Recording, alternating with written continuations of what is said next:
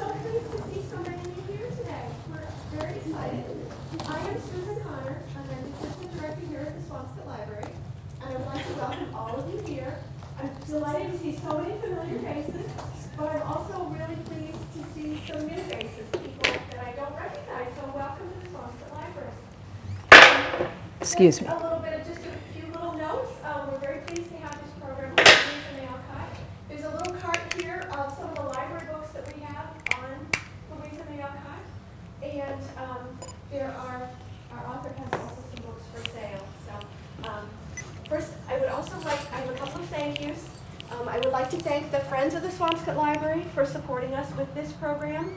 They've supported us with having our speaker and also with our refreshments for this evening. So I'm very pleased with that. And I would also like to thank the high school for providing us with students who are doing a lovely job of recording our program this evening. So thank you to the high school.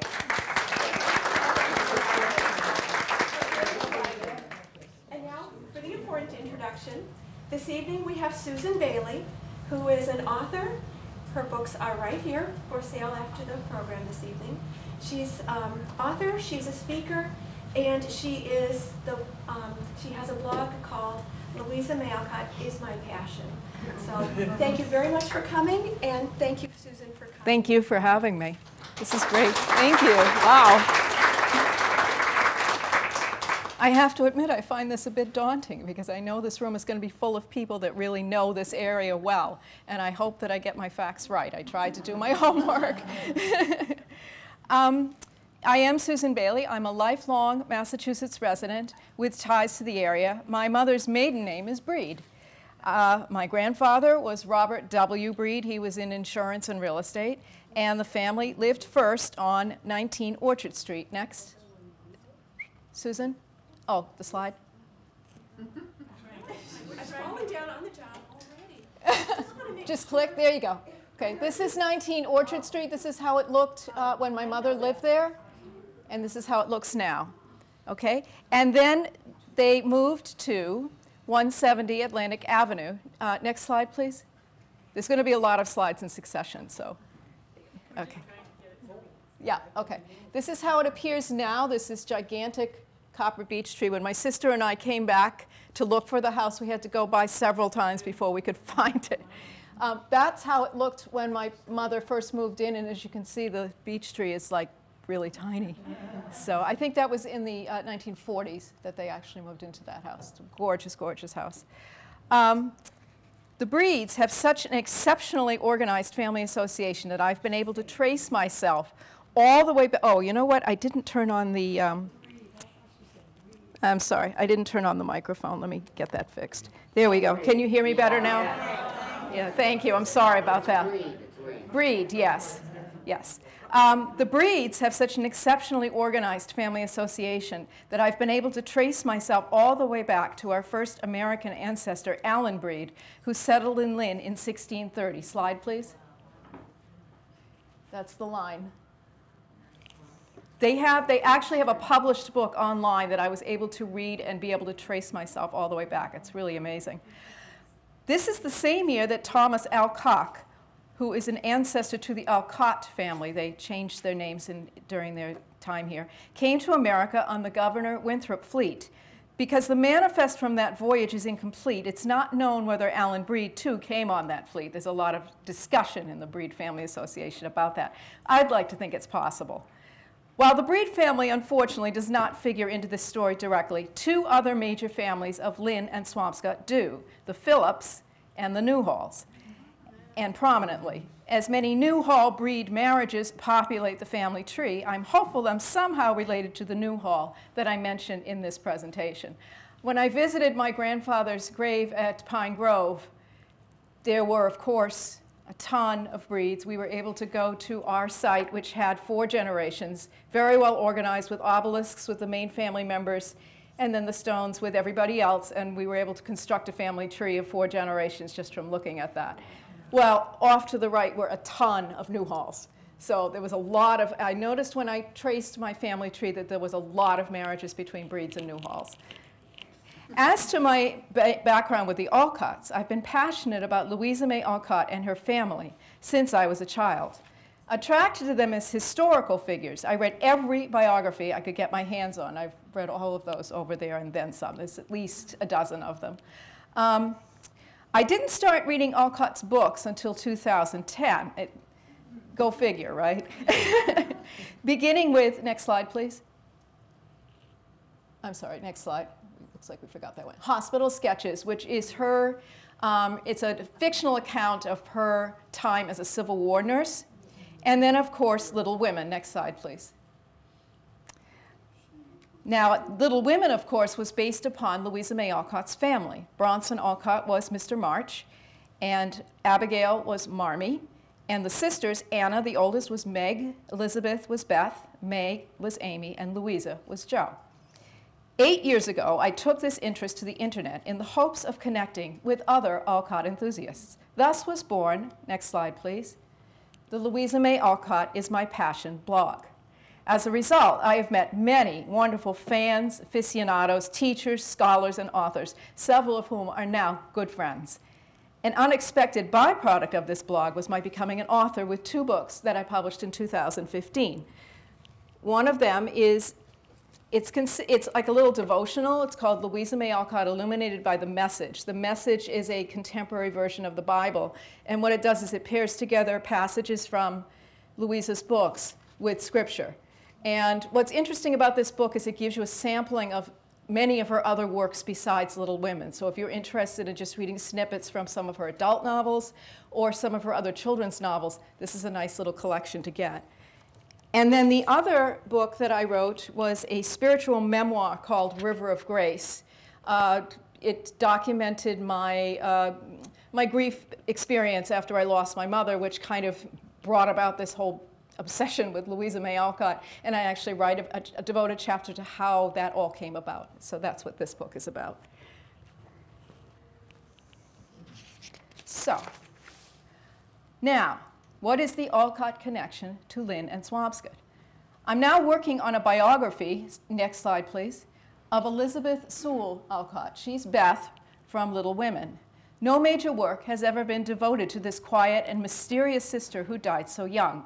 I mean to prove that even the lives of the quiet and the virtuous can be quite fascinating. Now, part of my research led me here to Swampscott and Lynn, as Mrs. Alcott and Elizabeth spent August of 1857 at the boarding house of Amos and Abigail Phillips. Next slide, please. Overlooking King's Beach.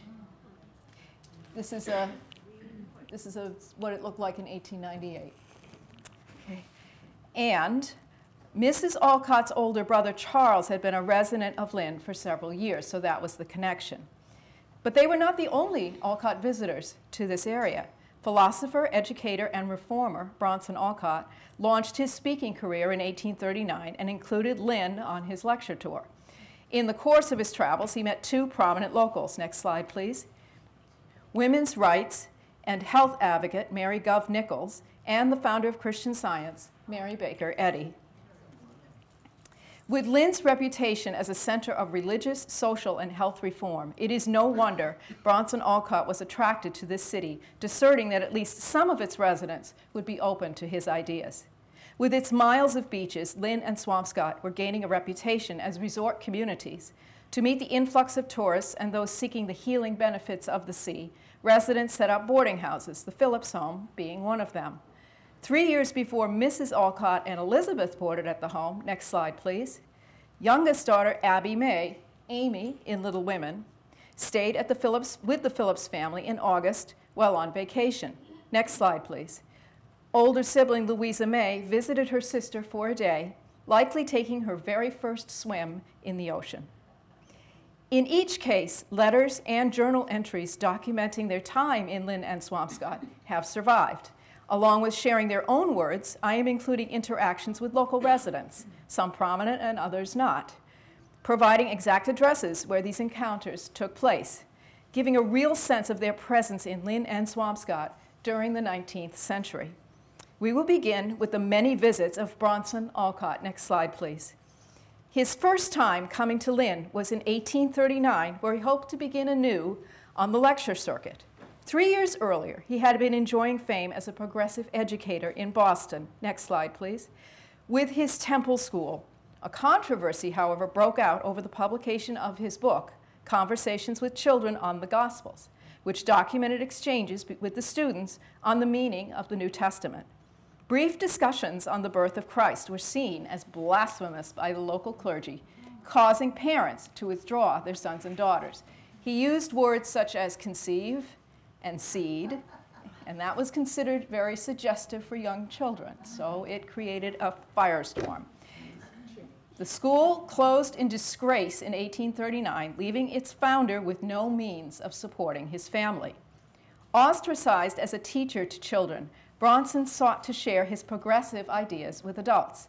Working his contacts, he began in Lynn in January of 1839. Rather than lecture, Alcott preferred to converse with the audience, just as he had done with his students, posing probing questions as a means of bringing to the surface the divine truths he believed were hidden in every person. He called such talks conversations. As an intimate atmosphere was required to encourage discussion, small groups met in the homes of patrons. One such patron was the Reverend Samuel Dowse Robbins, a Unitarian minister in Lynn, who, along with pastoring his flock at the Second Congregational Unitarian Church, next slide please, contributed the lyrics of 4 hymns to the Boston Unitarian Hymn Book in 1868.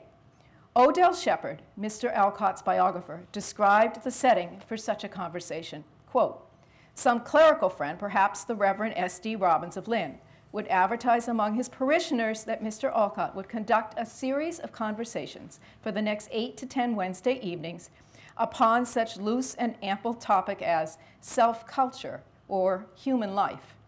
At 7 in the evening after early supper, there would be some 20 or 30 persons, next slide please, gathered in one of the Lynn parlors." Now, I wish one of these was actually a Lynn parlor. I searched and searched and searched, so I just found facsimiles of what a Lynn parlor might have looked like. "Sitting on sofas and Hitchcock or Windsor chairs round a mahogany table," next slide please, "where an argand lamp was burning. On the hearth would be a fire of driftwood." Bronson would usually open the conversation with a short reading from Plato, Pythagoras, or Samuel Taylor Coleridge, followed by introductory remarks on the planned topic. By meeting in the small and intimate setting of a home, he sought to create an atmosphere of trust in the group to foster discussion. Although he could be quite long-winded, Alcott considered the conversation to be a failure if he ended up doing the bulk of the talking. Alcott's freewheeling format and views were met with opposition. In particular, next slide please, from the Reverend Parson Cook of the First Congregational Church of Lynn. Reverend Cook was known for his strong Calvinist views, being much against any new schools of thought. He accused Bronson of everything from impiety and subversion to obscenity and blasphemy, using, quote, "filthy and godless jargon," unquote.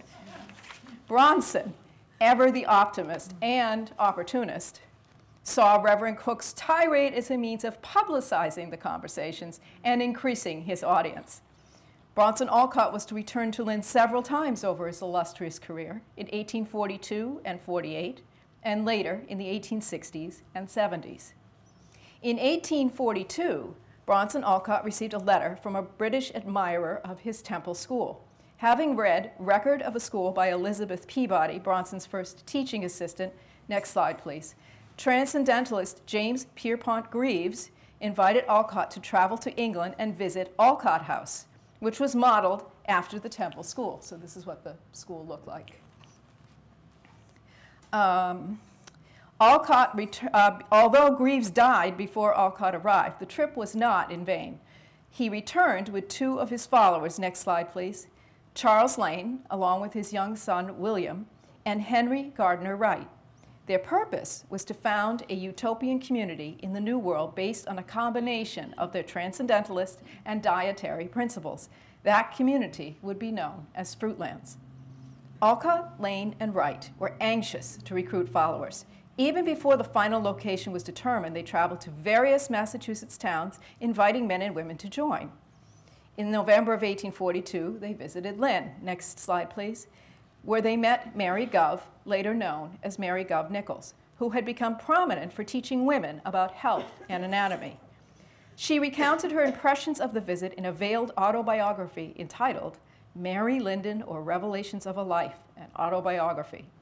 Although she changed the names of the principal characters, it's not hard to imagine Alcott as Mr. Mooney, Lane as Mr. Lang, and Wright as Mr. Lind. Unimpressed with Alcott and Lane, she was quite taken with Wright, describing him as, quote, fair and beautiful, unquote. Before settling in Harvard, Massachusetts, the original 9 Fruitlanders, next slide please, dwelled in the Alcott's rented cottage in Concord, which Bronson had dubbed Concordia. Now this cottage, this is how it looks today. As you can see, it's been changed quite a bit. It has a little sign on it that says Dovecote, and the reason for that is because that's the setting that Louisa imagined when she created Dovecote for Meg and John in Little Women. The quarters were cramped and sparse, the regimen strict, the atmosphere oppressive, at least according to Mrs. Alcott, and the vegan diet lean. It wasn't long before there was a defection. Complaining of Alcott's, quote, iron despotic order, unquote, Henry Gardner Wright returned to Lynn in January of 1843 to stay with Gov and her parents. Gov, involved in an unhappy marriage, had left her husband Hiram. Her novel, Mary Linden, portrays the like-minded Wright and Gov as being deeply in love, enjoying a spiritual connection. There is no consensus among scholars as to whether or not that love was consummated. Wright would return to England in July of 1843, quote, ailing and out of heart, unquote, but not before visiting with Alcott and Lane in Concord 1 month before the, quote, consociate family, as dubbed by Lane, moved to Harvard. Wright and Gov also reportedly, next slide please, visited the Fruitlands farm together before he departed for England, although Wright had already distanced himself from his former companions. Before his departure, Wright bequeathed to Mrs. Gov the knowledge and skills that would propel her to further prominence by helping her to launch her health journal and independent magazine and introducing her to hydropathy. Next slide, please. Mary Gov's unhappy marriage had reignited her desire for reform. As a teenage girl, she was fascinated with health and the workings of the human body. Thus, she pored over volumes she had borrowed from a medical student friend. Her husband was unable to support the family and yet held his wife in total contempt as she used her gifts of writing, teaching, and sewing to take over as breadwinner. Unable to obtain a divorce, Mary Gov turned in her misery back to the medical books that she loved. Like Bronson, she became a disciple, next slide please, of Sylvester Graham, who advocated for health through hygiene and dietary reform, recommending daily bathing and a vegan diet as a means to wellness. The Graham diet consisted of whole grains, including his own recipe for brown bread, which became known as the graham cracker, which actually tastes pretty good, especially with honey, fresh fruits and vegetables, and high-fiber foods. Milk, cheese, and eggs were allowed on occasion if they were fresh. The general idea was to avoid animal products as they were considered linked to impure thoughts and passions. Dismayed by the lack of information on women's health, she found through Graham the means by which to instruct women on how to care for themselves. As one who had suffered through many ailments, she believed that salvation could be found for her and other women through self-knowledge and care of the body. Her husband's continuing disapproval of her work, even though it brought in much-needed money, only fueled her reformist zeal. Beginning in 1838, Mary Gov became a public advocate, lecturing women on health, anatomy, and physiology. As such topics were rarely discussed, especially in public circles, she was considered scandalous and radical.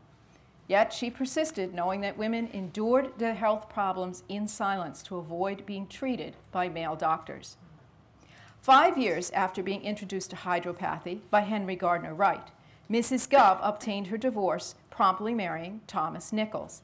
Next slide, please. Impressed by his wife's practice of hydropathy, husband and wife became a formidable team. Known as the water cure, hydropathy relied on the power of pure and cold water, which was to be both consumed and experienced as therapy through various forms of bathing on a regular basis. While daily showers and drinking 8 ounces of water each day is common in today's world, it was considered quite unusual in the first part of the 19th century. Water, after all, was not so easily obtained as it is today with indoor plumbing.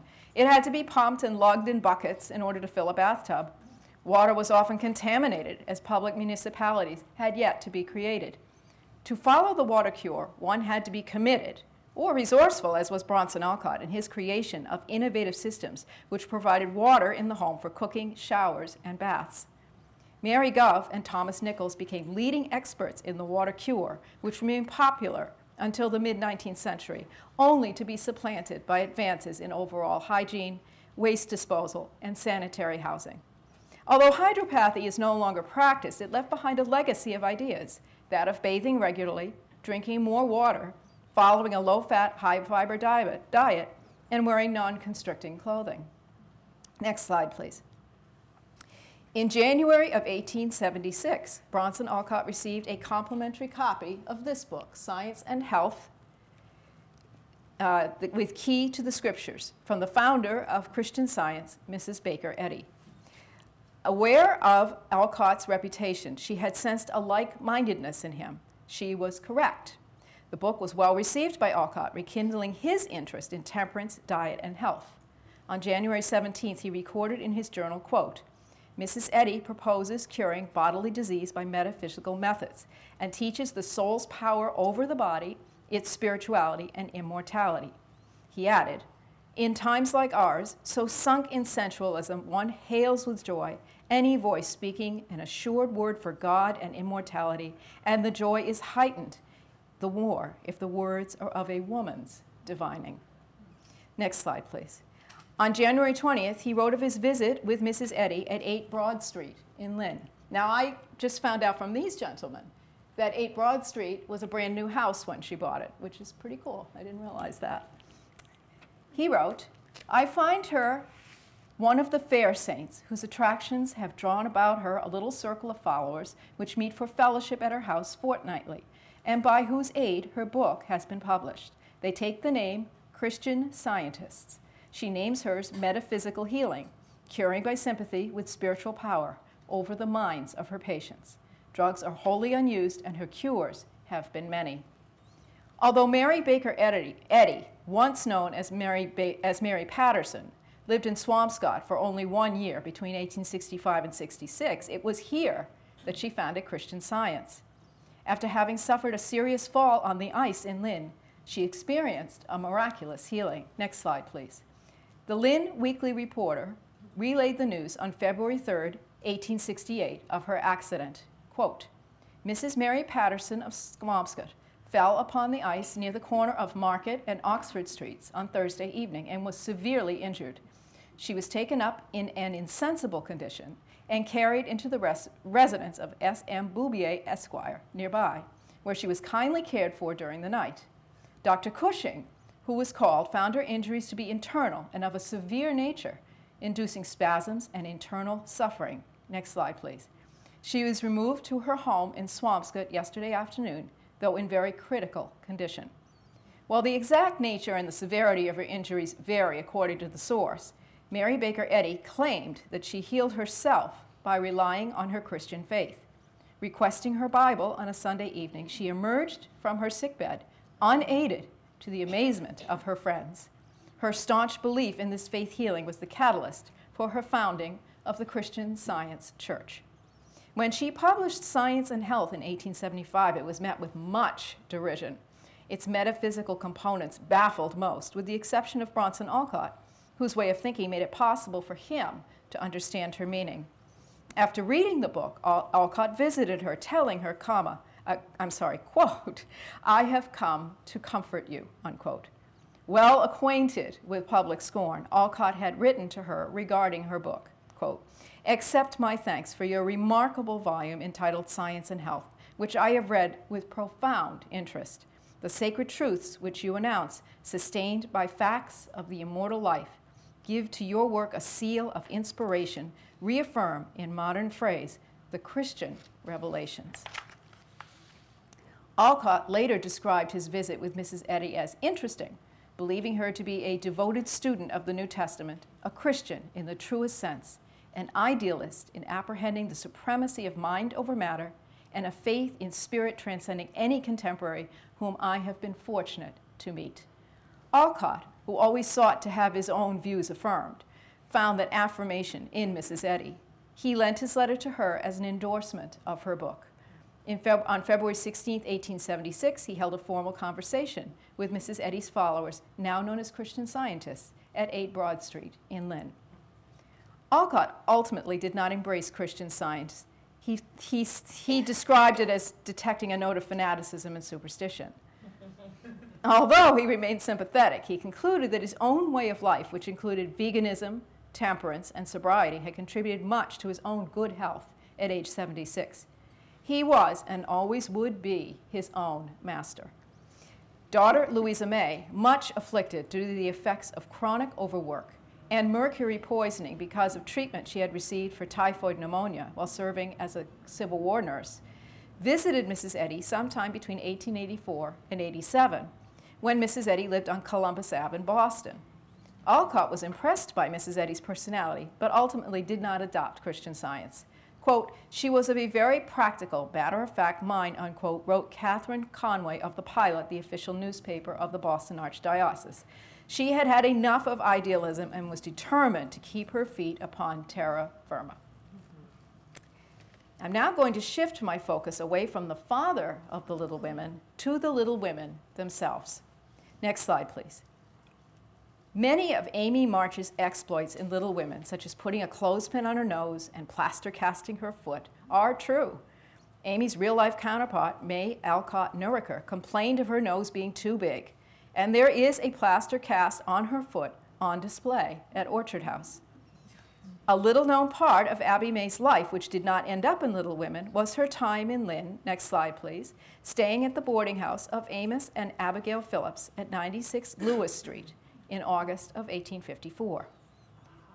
Now, unfortunately, that is not the original house. I wish it were. I don't know when that house was built. All I know is that's the block where it was located. And when I went down to, I had hoped to get here a lot earlier than I did, but the traffic was horrible, and it took me 2.5 hours to get here. I was here long enough to at least walk a little bit of Kings Beach and to be able to look up on my phone to see how far away 96 Lewis Street was from the beach, and it was 10 minutes. So next time I come here, which will be in the summer, I'm going to take that walk and see what it was like. They didn't mind walking in those days, that's for sure. Let's see, where am I? Okay. This youngest Alcott daughter was 14 at the time. Her parents felt some time at the shore would rejuvenate her for the upcoming school year. The Phillips had 3 children, Caroline, or Carrie, Sarah, and Augustus, with whom Abby May and later her sister Elizabeth would become friendly. The connection to Lynn comes through Mrs. Alcott's older brother Charles, a sea captain, who also ran a boarding house at the corner of Foster and Ocean Streets, not far from the Phillips home, which was within walking distance, next slide please, of Red Rock and Kings Beach. Abby May kept a daily diary of her time in Lynn and Swampscott and described her activities, and she mentions several familiar landmarks. And thanks to the wonderful documentation of your libraries here in Swampscott and Lynn, plus many books that have been put out, I can show pictures of many of these places where she visited, that not exactly during the time, but before the 20th century. So, next slide, please. This is her first entry on August 1st. I am making a visit here and enjoying the water, air, and woods. We bathe every morning and evening in the ocean. That's what they called swimming in those days, bathing. And it is perfectly splendid to see the great waves coming towards you and to have them take you right up. I arrived yesterday, and after getting acquainted, the first thing I did was to go straight to the water, and I was very delighted with my first bath in the ocean. We live very near it and can see it from our window, which is very pleasant. Next slide, please. This evening, I went to a Methodist meeting and thought I should split with laughter because there was such a groaning and amening. I don't think it did me any good. I don't think it did me any good, except one thing he said about our parents, at which I sobered down a great deal. Next slide, please. On August 2nd. This morning I sewed, drew some, and after dinner made a call on Uncle Charles, who lives here. He has a nice house, which he calls the House of 7 Cables, obviously a takeoff of the House of 7 Gables. Where the cables were, I don't know. After I came home, we had our bath. Next slide, please. And then went to Red Rock, which is not far. The moonlight was shining on the water, and it was quite romantic. Which added more to it was that some very gallant young men were very attentive in helping us over the rocks. We saw a good many people bathing by moonlight, and it seemed very pleasant. August 3rd. We have been sewing all this afternoon, and just before tea, we took our bath, came home, dressed ourselves, and went to walk, next slide, please, on the beach to Red Rock, where we found the water so high. Oh, I have the wrong slide. Okay, well, we'll see if we can catch up at some point. We found the water so high that we could not get to the highest point where we could have the best view. Could you advance to the next slide? Let me just see where we are. Okay, this is where I was supposed to be. So we're caught up. Good. August 8th. After tea, we had some music and dancing, and then took a nice long walk, next slide please, up to the observatory on High Rock, next slide, from which we had a splendid prospect of all over Lynn. August 10th. I have spent the forenoon getting ready for the fish mess. Mr. Phillips went for the carriage, and we got off about 12. After a pleasant ride over, we found our party and then finished setting the table on the grass. We had a nice dinner, only I couldn't eat the best part of it, which was the chowder. But I made out very well. We went fishing on the rocks after dinner, but I was so afraid some would get caught that I didn't hold the pole but a little while, and it was dreadful to see the poor little things struggling on the hook, and then to see the men pull out the hook and tear their flesh right up. I can sympathize. It was beginning to be damp, so we got into our carriages, and before coming directly home, we rode bound, next slide please, and saw the monstrous Nahant Hotel, which is the largest building of its kind that I ever saw. Now, I have a question for you.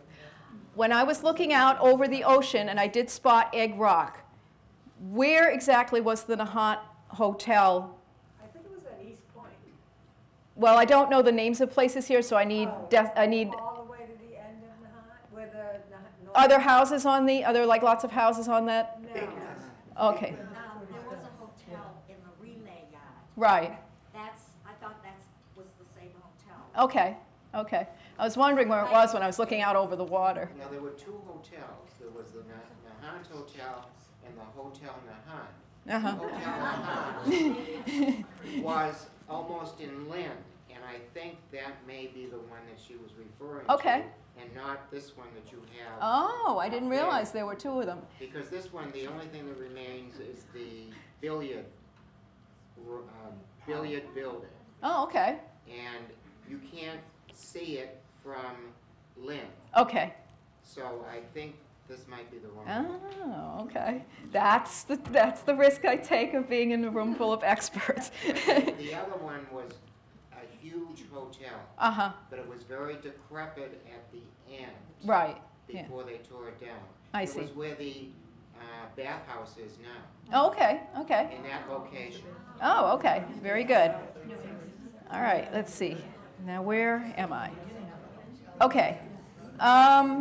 May's sister Louisa, her senior by 8 years, came for a short visit on Saturday, August 12th. Abby May describes her 22-year-old sister's first swim in the ocean. Next slide, please. This morning, Carrie and I walked downtown to do some shopping and see if Louisa came in any of the trains, but she didn't, and I came home feeling quite low in my mind. After dinner, I was so tired and hot that I lay on the bed and was in the middle of a nice nap when I felt myself pulled and punched by Sarah and Carrie, who both screamed at once, "Your sister has come, jump up quick." I at first thought they only said so to wake me, but when I found they were in earnest, I got up not half awake and ran downstairs, where I found Louisa sitting on the sofa. So after an affecting meeting and having told the news, we went to the beach to have a bath, and Louisa was perfectly enchanted with her bath. She hated to leave the water and would get halfway up the beach and then run back into it. Next slide, please. I want to see if that's the one. Nope, that wasn't. Okay, that's okay. Just leave that there. Did any of you see the Little Women series on PBS? Yes. Okay, do you remember the scene with Beth and Joe at the beach and they showed Joe swimming in the ocean? I wanted so badly to show that because that's exactly how I imagined Louisa in the water. Yeah, it was such a wonder. I have to tell you that when I first started doing research for this presentation, I did not realize that Louisa had actually visited this place. So, and that, of course, adds a whole nother dimension, which I will get into later. But I was very excited to know that she had actually visited. Now, on the 13th, Abby May visited Swampscott. This evening, Augustus, Carrie, and I went to walk, as it was very pleasant, and we got as far as the Phillips house, where we turned around and came most of the way home over the beach. Abby May, along with her sister Louisa, was quite the athlete. Here she describes swimming in the ocean. Next slide, please. Carrie and I had good fun swimming, screaming as the big waves came dashing along, taking us up so gently. And then I had as nice time swimming, to the admiration of some people on the beach who were afraid and thought certainly I should get drowned. She then describes a ride into Swampscott, a sailing trip, and more swimming. Next slide, please. Just before tea, Mr. Lovejoy took me a nice ride round the beach through Swampscott, and I saw Mrs. Bates' house, which Mother was very anxious I should. We had a pleasant ride through woods, round rocks, and pretty roads home, where we found our tea ready for us. Next slide, please. We went down to the beach, and we rowed out to a large boat, which was quite big, and I seated myself at the head, or bow of it, and looked at it as it cut through the water. Next slide, please. We passed Egg Rock and the Great Nahant Hotel, which looks larger than ever. It was about 4 when we had our dinner, and after it, the whole lot, gentlemen and all, went with us into the water, and there were some others stood on the shore and watched me while I swam on my side, floated, went dog and barrel fashion, and kept going underwater. Now, although not a formal churchgoer, Abby May did attend services on occasion. Here she describes a visit to the Quaker meeting and her impressions. Next slide, please. This is, I believe this was the location. That's what I found in my research. This forenoon, I went to the Quaker church, and it seemed very queer to sit still all the time until the Spirit moved some of them to speak. And then when it was 12 o'clock, the 2 head ones got up and shook hands with each other. Then the whole congregation rose, and the meeting was ended, for which I was glad. Not a churchgoer, Abby May. All good things must come to an end. Abby May writes this on her final day in Lynn. I shall take my last bath on the ocean today, and will have to leave it, but I shall always remember with pleasure the nice times I had in it. I think this has been the shortest and pleasantest month that I have ever spent. Spending time by the ocean in good society afforded Abby May the rest and refreshment that she needed. 3 years later, her older ailing sister Elizabeth would come with their mother, hoping for the same. That sojourn, along with Louisa's impressions of Red Rock and King's Beach, would set the stage for some of the most poignant moments in Little Women. Chapters 17, 36, and 40 of Little Women are some of the most heart-wrenching of the book. The saintly Beth contracts scarlet fever and over a 6-year period wastes away. Polar opposites, she and Joe were confidants, utterly devoted to one another. In chapter 36, the 2 girls go to the seashore, where Beth confronts Joe with the truth about her failing health. Next slide, please.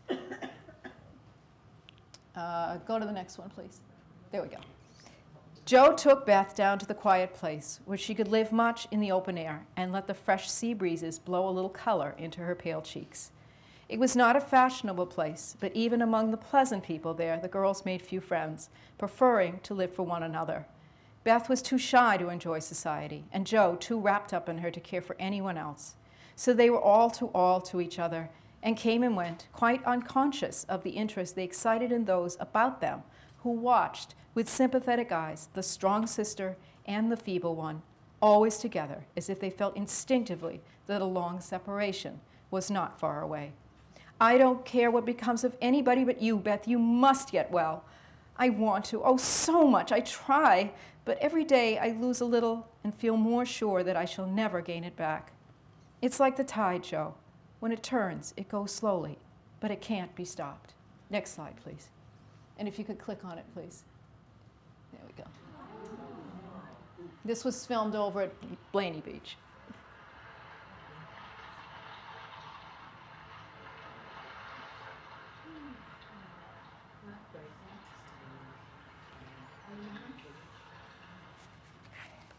Joe, dear, don't hope anymore. It won't do any good. I'm sure of that. We won't be miserable, but enjoy being together while we wait. We'll have happy times, for I don't suffer much, and I think the tide will go out easily if you help me. Joan leaned down to kiss the tranquil face, and with that silent kiss, she dedicated herself, soul and body, to Beth. In the 19th century, removal to the seashore was a common recommendation made by doctors, especially when the cause of the illness was unknown. In the spring of 1856, while residing in Walpole, New Hampshire, Elizabeth was struck down with a life-threatening case of scarlet fever caught from a poor family to whom her mother was ministering. 2 of the children died from the disease, not unlike the baby from the destitute Hummel family that Beth cared for in Chapter 17 of Little Women. Beth's subsequent illness reflected Elizabeth's. Bronson kept a record of her illness, writing in his journal, "Elizabeth is very ill, and we fear has the scarlet fever taken from our neighbor, Hall." Next slide, please.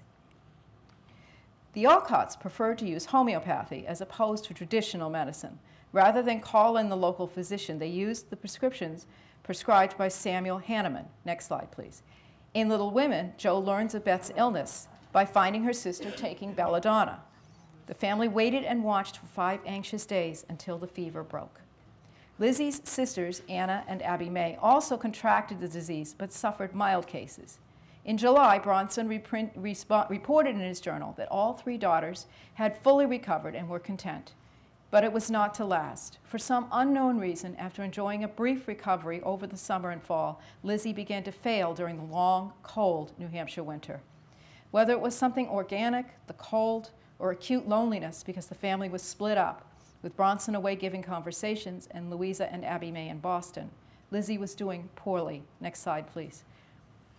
Anna wrote to her father that her sister was, quote, thin as a rail, while Abba described her as dreadfully dyspeptic with, quote, long spells of quiet weeping, and unexpected misery. This is Abba Alcott's handwriting, and up above those few lines, that's Anna Alcott's handwriting. Anna Alcott's handwriting is a lot easier to deal with than Abba's. Let's see. When Bronson returned home in May, he too noticed that she was not doing well. Next slide, please. Having been feeble from last year's sickness, from which she seems to recover very slowly. At a loss, the family abandoned homeopathy in favor of the local physician, Dr. Kittredge. For a short time, Elizabeth appeared to improve under his care, only to again decline. In July, Abba sent for her nephew, Dr. Charles Winship, to assist Dr. Kittredge. It was then that sea air was recommended. On August 4th, 1857, Abba and Elizabeth headed to Boston for a few days layover before arriving in Lynn at the boarding house of Amos and Abigail Phillips at 96 Lewis Street. Next slide, please.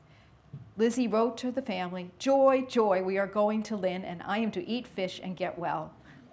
Mrs. Alcott noted that, quote, "Mrs. Phillips charges me $6 a week so that I enjoyed 3 weeks there."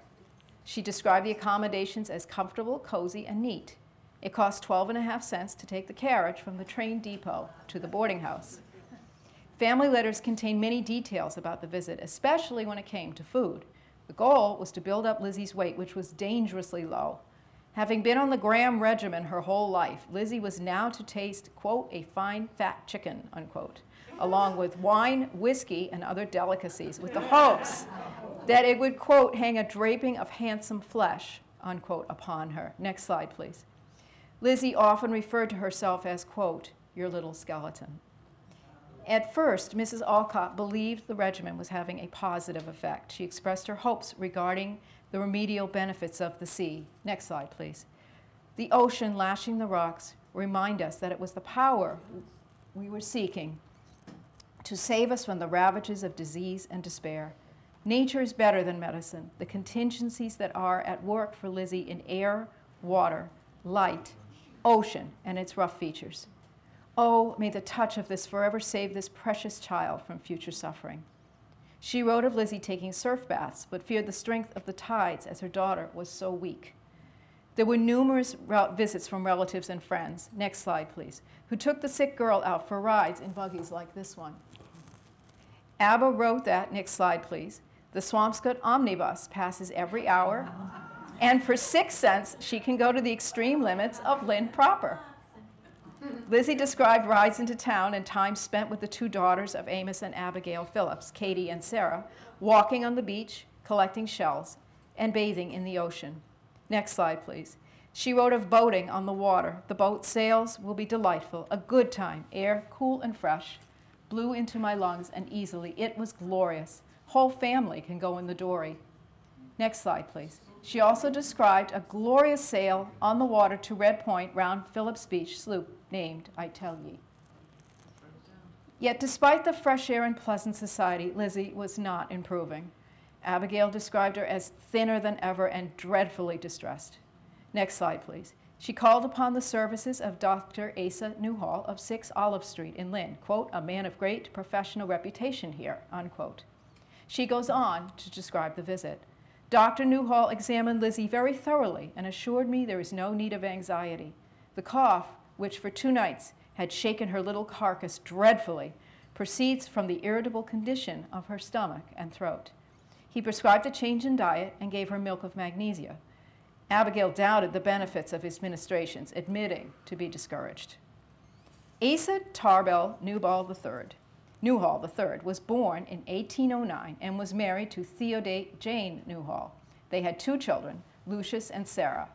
Dr. Newhall merited 2 mentions in Lynn history. Firstly, his house was struck by lightning in August of '56 with damages amounting to $250. Secondly, in 1870, he was expelled by a board of trial from the Massachusetts Medical Society for, quote, alleged criminal abortion, unquote. Next slide, please.